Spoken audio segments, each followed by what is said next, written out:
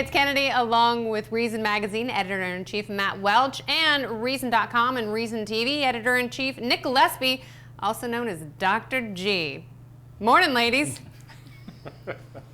Good afternoon. So we have a lot going on. This was supposed to be the big libertarian moment in presidential politics. Yep. And we're pretty much stuck with two guys who love to spend money.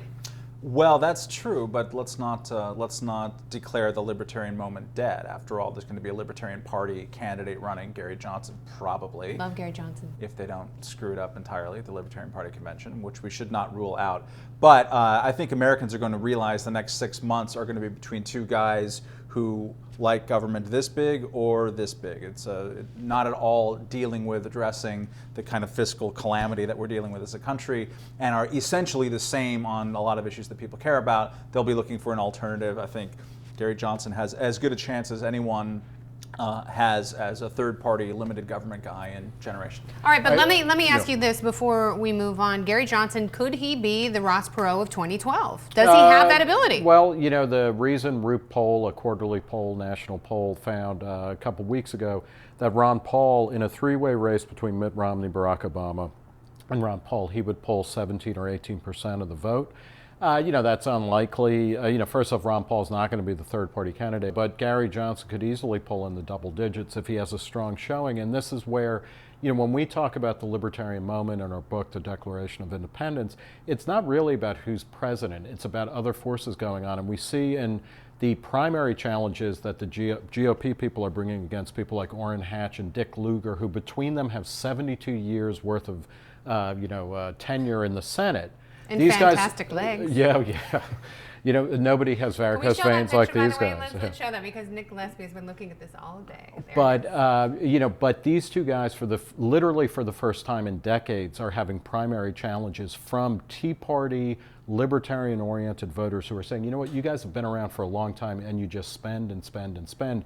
We need to stop spending. So the libertarian moment can still be upon us, regardless of Mitt Romney and Barack Obama. One of the great disappointments with that, and we're just going to make sure you never talk again, is that initiative isn't being taken by Democrats, people on the left, with issues in which Obama in particular, but most Democrats have been a colossal disappointment. The drug war being the best case of that. Obama just came out with a new drug policy. I don't know if you guys heard this, saying basically that recommending that every company in the country drug test its employees. That's going to be a great way to have early detection and these types of things. And will that be a federal mandate, or is this something just a strong suggestion, and then we'll see later what it's going to be. I don't like strong suggestions. But the next Democratic politician to be primaried by a pissed off drug reformer or drug legalizer will be the first, as far as I know. Right. Democrats have got to do that if those issues are ever going to be taken seriously by their party.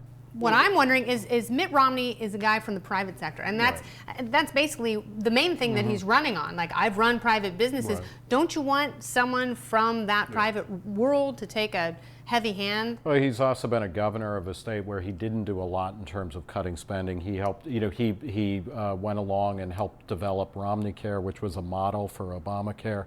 And like Obama, he's really talking about raising government spending over time, not holding it steady or cutting it. And this will be an issue because there's still, polls still show things like stimulus spending, TARP, bailouts for auto companies or bankers. These things are not popular.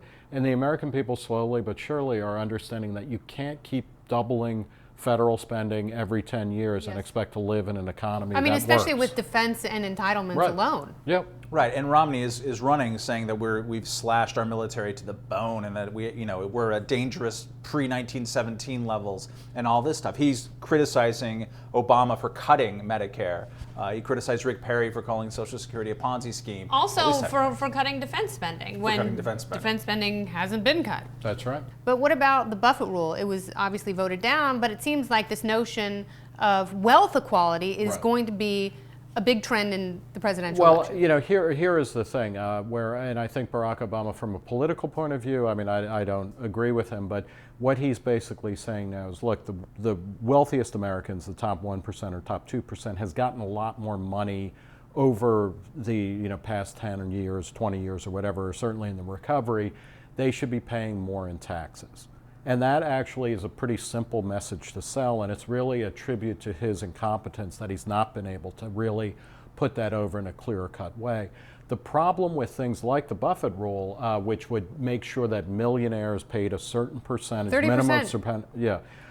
Is that when you start getting into the mechanics of it, it becomes very difficult. And this is one of the things where the American people, are often criticized for being slow and whatnot, but they're ahead of the politicians. They recognize that this is not something that can be implemented overnight, and that if you implement that, it's not clear who exactly it will affect and how it will play out. Well, let's remember that this is 2012 that we're talking about this in. Democrats had a chance when they ran Congress and they had the White House to end the Bush tax cuts. Those were expiring. They couldn't do it. They couldn't convince, even with a majority that they could vote with, they couldn't convince enough of the American people to actually back the expiration of the Bush tax cuts, which were seen broadly as not just tax cuts for the rich, but broadly a middle class things. That's unpopular in America. So they're trying to not overcome this in terms of policy, but frame it in such a way that they can win an election in 2012, after which I doubt that they'll actually be able to successfully foist any kind of these tax schemes because they're broadly unpopular. That's all we got. Nick Gillespie, Matt Welch, thank you. And thank you.